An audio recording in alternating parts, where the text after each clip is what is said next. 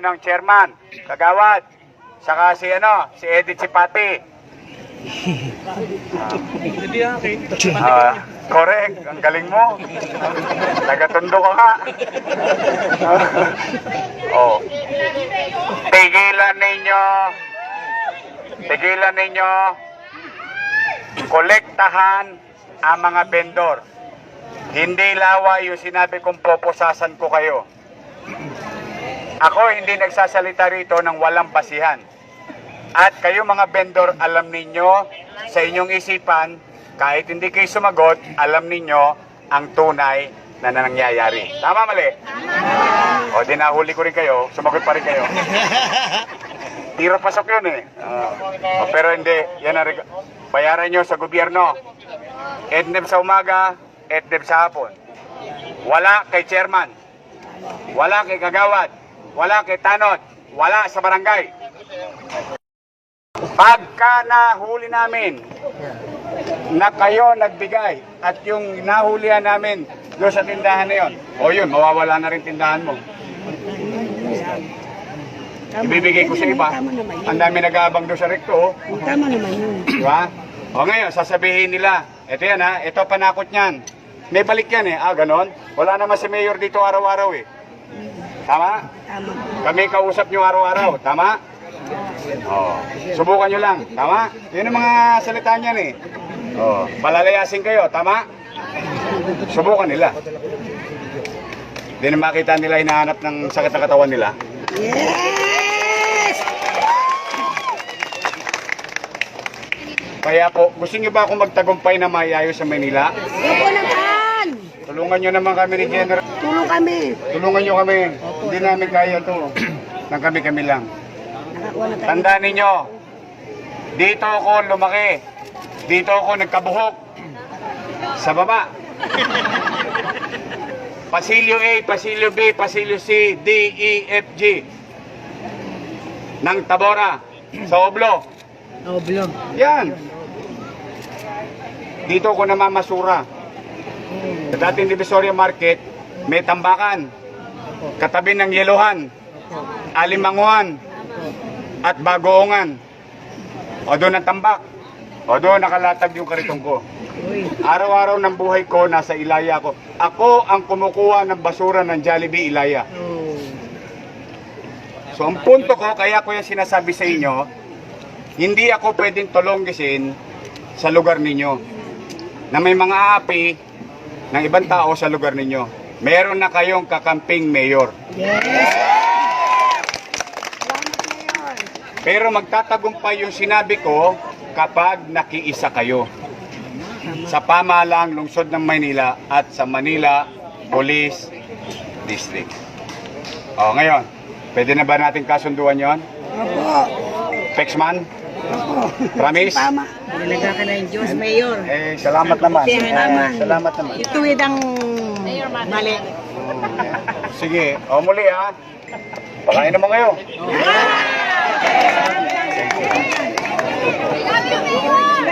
Ang action mayor, sir? Ito naman, gusto ko lang makita kung talagang totoo yung laway namin. Okay, sir. Dahil gusto natin yung laway natin na panghawakan ng tao. Tuloy-tuloy. Yes, sir. Nakita mo naman, mapa-ordinaryong tao, may insurang tao, kahit anong uri ng tao. Nagre-rejoice, nakita mo, nagulat nga ako Okay, sir. May kali palang rekto. Tama, sir. Isabelo, ako sa Alman. Wala yata ping, wala yata tato. Kaya nga. Malog na. Malog na.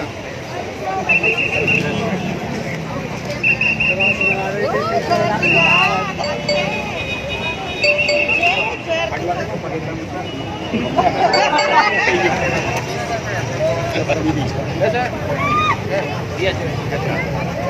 Mayor, isang mabilis lang. Gano'ng kahalaga sa'yo, Divisoria, sir? Malapit sa puso ko to. Opo. 18 taon ng buhay ko, dito ako naghanap buhay. Kaya alam ko katatayuan ng tao rito kung sino tumutulong sa kanila, sino nangaapi sa kanila. Kaya alam ko katatayuan ng tao rito kung sino tumutulong sa kanila, sino nangaapi sa kanila. Thank you very much, sir. Yeah, it's a matter of ano na lang to, sustaining the cleanliness, the orderliness of the streets, no? So So sana lang ay makikooperate yung ating mga mamamayan, lalong-lalo na ang ating mga vendors. Okay, so sa tingin ko kaya naman. Kung kaya nga nasabi ni Mayor kanina, binibigyan natin sila ng hanap buhay. At the same time, binibigay din natin yung comfort ng mga mamimili at ng mga commuters. Sir, overall, masaya si Mayor Isko sa Divisoria ngayon, sir. Yes, sabi ko nga, inumpisahan natin to as early as a month before he finally took his oath, no? So sana lang masustain natin to. No, it's a matter of political will, sabi nga, na kaya naman pala natin i-implement as long na makikipag-cooperate lang lahat. A few years later. Ginagawa namin clearing operation lalo na rin sa may along record sa Divisoria, Tondo side, especially Tondo side. Yung natin yung even sidewalk na kailangan na ay madaanan ng mga tao. Kaya yung clearing operation na ginagawa. Yung flushing operation namin, ginagawa namin after clearing. Yung magpa 5 years na yata namin ginagawa yan, yung flushing operation. Para naman yung tuloy-tuloy yung linis, saka yung mawala yung amoy nung iniiwan natin ng mga vendor sa night market. Kasi meron tayong wet market sa bandang Wanlo na Tulilaya. Kaya pagkatapos nila, lilinisin ng mga vendor yan, kanya-kanyang pwesto. Tapos nun, darating naman ang mga kasama natin sa MDRMO para ituloy naman nila yung flashing.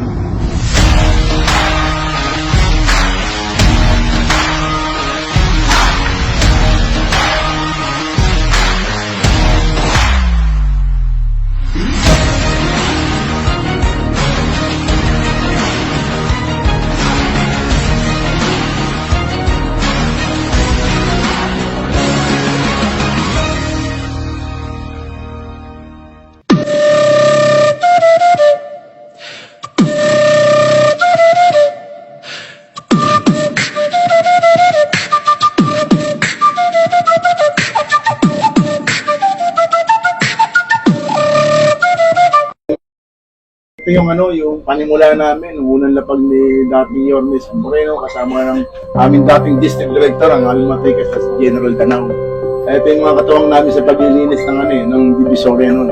Nung unang taon namin dito sa Divisoria, sila yung mga katuwang namin, yung mga barangay na sinasabi ko, yung ugnayan ng barangay sa kapulisan, kasama namin yan. Yung walong barangay na nasa pinuntahan namin. Ito, gaya natin sa kanila, may sasakatuparan natin ng maayos.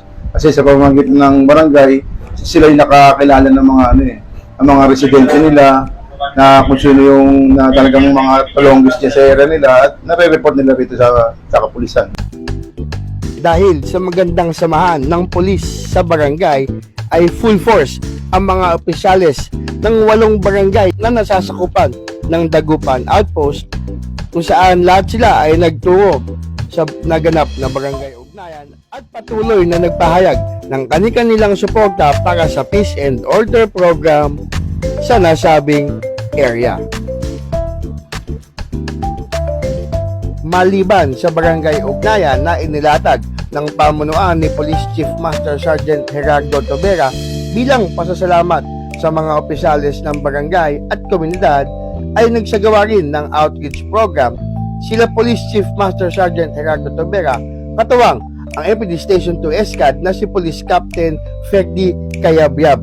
Nagtanaw rin si Police Chief Master Sergeant Tobera sa mga nauna ng opisyalis ng Manila Police District na tulad nila General Danao at Police Lieutenant Colonel Montante na naging katuwang nito sa paglulunsad sa malaking pagbabago na programang sinumulan ni Manila Mayor Isko Moreno Dumagoso. Yung panimula namin, unang lapag ni dating Yormes Moreno kasama ng aming dating district director, ang aming matikas na si General Danao. Ito yung mga katuwang namin sa paglilinis ng Divisoria noon. Nung unang taon namin dito sa Divisoria, sila yung mga katuwang namin, yung mga barangay na sinasabi ko nga kanina, yung ugnayan ng barangay sa kapulisan, kasama namin yan. Yung 8 barangay na nasa kupang ko, at pinuntahan namin. Lubos ang pasasalamat ni Police Chief Master Sergeant Tobera sa mga opisyalis na katulad nila General Danao, Police Lieutenant Colonel Montante at mga opisyalis ng barangay na talaga namang nakiisa sa napakagandang programang sinimulan ni Manila Mayor Isko Moreno noong kanyang panahon ng panunungkulan. Pasasalamat ni Police Chief Master Sergeant Tobera kina dating MPD Director Police Major General Leo Francisco at Police Brigadier General Andre Perez Dizon. Ang samantala, magkatandem sina Police Captain Ferdy Calabiab at Police Chief Master Sergeant Gerardo Tobera sa isinagawang outreach program. Bago lang po ako rito sa Station 2. Magandang tanghali po sa inyo lahat. Unang-unang po, nagpapasalamat kami kay Papa Jerry na imbitahan kami rito tapos nagkaroon ng konting outreach program. Lubos ang kasiyahan ng pamunuan ni Police Chief Master Sergeant Tobera sa isinagawang outreach program kung saan sila ay namahagi ng masustansya at mainit na makakain sa mga kabataan at residente sa nasabing lugar. Ito ay bilang pasasalamat ng kapulisan sa komunidad dahil sa pinaigting na pakikiisa at suporta ng barangayan at komunidad sa Peace and Order Program ng Dagupan Outpost sa kanilang area of responsibility. Inyo pong nasaksihan ang makabuluhang hakbang ng Dagupan Outpost noong sa pamumuno ni Police Chief Master Sergeant Gerardo Tobera bilang Outpost Commander na nagsilbing punong tagapangasiwa ng katiwasayan at kalinisan sa Divisoria, Tondo, Manila.